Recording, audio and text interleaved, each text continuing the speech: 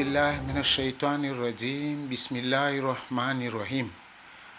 આપણે જોયું હતું છેલ્લે કે જાણે મોરોમ્બે અને ચુલિયારની અંદર જે હારૂના સિક્લોન પસાર થયું તેમાં એ લોકોને બહુ જ દેઘા થઈ છે. તે માટે ખાસ હું મોરોમ્બે દેપ્લાસે થયો હતો અને ત્યાં તેઓને આપણે ધોં આપેલ છે. તો તેના માટે ધોં તૈયાર કર્યો તનન અરીફથી ભાઈ રોશન અલી વલ્લી અને હસન અલી વલ્લી, અને એ લોકોનો મત પૂછી અને કેવી રીતના કરવું કે આજ દી સુધી માહે મુહર્રમમાં અમે દર વર્ષે ગરીબોને દઈએ છીએ અને કેદીઓને દઈએ છીએ.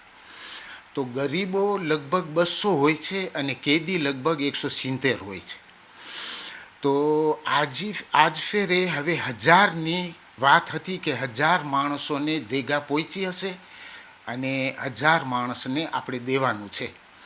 તો એ લોકો બેનો મત પછી તૈયાર કરી અને માલ બધો તૈયાર કરી અને તુલિયાર સુધી પહોંચતો કર્યો, અને તુલિયારથી પછી પારભાતો મોરોમ્બે સુધી આપણે રવાના કર્યો, અને મોરોમ્બેથી પછી ગાડી અને કમિયા મારફત આપણા ઇમામવાડા સુધી બધું મોકલ્યું. હવે ત્યાંથી પછી બધું સરખું પેઝે કરી અને માલ તૈયાર થઈ ગયો. તો આપણે વિચાર રાખ્યો કે ઇન્શાલ્લાહ સોમવારના આપણે પાર્તાજ કરશું. તમે કહેશો કે કેમ મોરોમ્બેને ફતેહે આપેલું છે? તો પહેલું તો દાદાનું વતન, અને હું પોતે પણ ત્યાં જન્મેલો છું.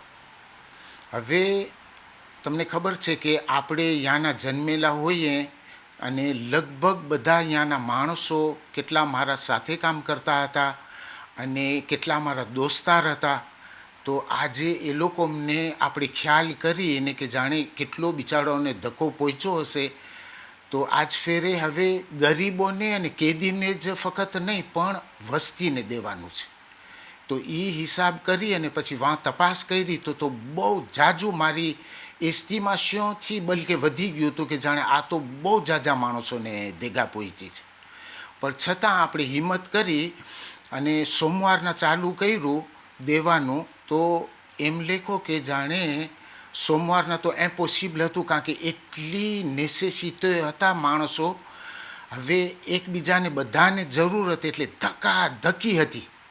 હવે ધક્કાધક્કી હતી એટલે એમાં પછી પોલીસ પણ લાચાર થઈ ગયા કે જાણે આ તો ઇમ્પોસિબલ છે કે આ વસ્તીને આ ધક્કાધક્કીમાં રોકવા. એટલે પછી માંડી વાર્યું કે હવે સોમવારના નહીં કરીએ અને વળી મંગળવારના એમ લેખો કે 1000 માણસને દીધા. પછી ને હિસાબ કર્યો તો માલ 1000 માણસનો હતો. પછી બીજા 1000 માણસો હતા એ લોકોને પણ આપણે પૈસા આપેલા છે. અને પછી કેદખાનામાં પણ ગયા અને ત્યાં પણ તેઓને 170 કેદીઓને આપણે ધોં આપેલો હતો. પછી હોસ્પિટલમાં ગયા ત્યાં પણ એ લોકોને ધોં આપેલો હતો કે જે બીમારો છે તેઓને પણ આપેલું. અને ખાસ પછી જેટલા આપણા બિલાલ ભાઈઓ છે અહીંયા આપણી જમાતના તેઓને પણ આપેલો હતો ધોં. તો બસ આ રીતથી બધા સર્વેને આપેલો હતો. તો મને એમ લાગે છે કે જાણે આટલું બોલીને હું રજા લઈશ અને ખોજા ટીવીને હું આભાર માનું છું કે ખરેખર મને મોકો આપેલો. અને આ ખોજા ટીવી મારફતે તમે એ લોકોના ફોટા અને વસ્તીઓને કેમ આપેલું છે એ બધું તમે જરાક જોજો. તો મોરોમ્બે વધારે જવાનું કારણ શું? ઓમ આપણે આખો વરસ કામ કરતા હોય, દુકાનની અંદર કામ કરતા હોય, તો તમને ખબર છે ને આપણે ટેમ ના હોય. તો એક વરસમાં આપણે એમ થાય કે ફાતિયા પડવા જાય. તો તનન અરીફ, તુલિયાર અને મોરોમ્બે ખાસ દાદાનું વતન. તો આપણે એમ થાય કે ત્યાં પણ બી ફાતિયા પડી આવીએ અને માય મોરમ બી સાથે થઈ જાય. તો ખાસ મારું પર્સનલ હેતુ એમ છે કે જાણે આ બધું એક બાનું અને બધા કામ સાથે થઈ જાય.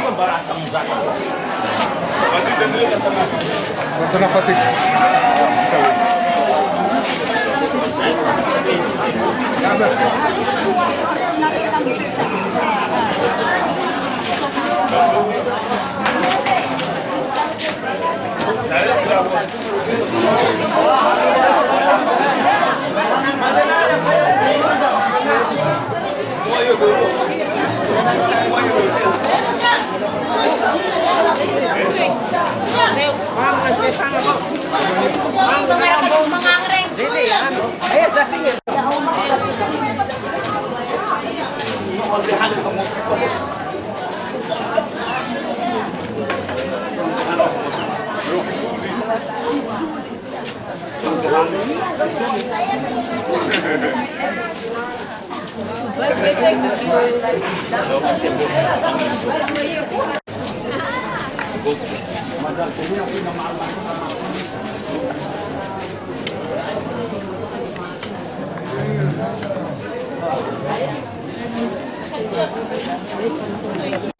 nito, kaya may hanan natin. Betty ah! Eka, bunga na kayo sa paguyang baka. Lang jalan. Ayah ngayon siguro dyan.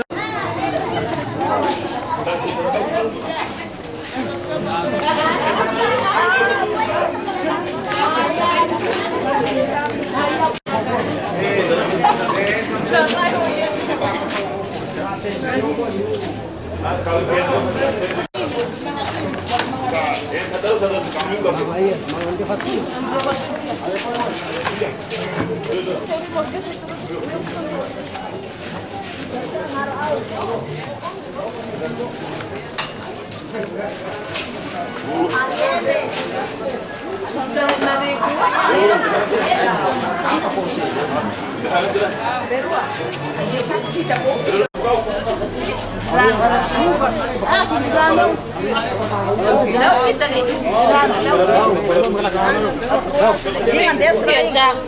Pero na raw, Betty, am say.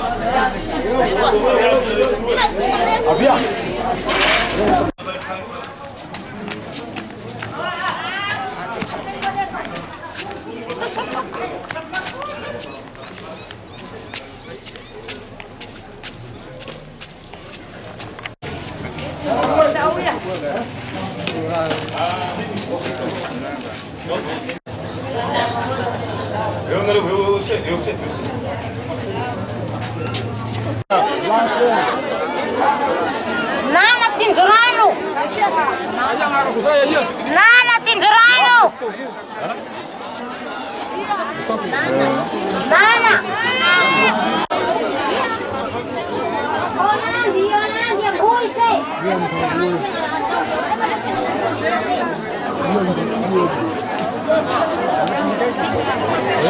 Dia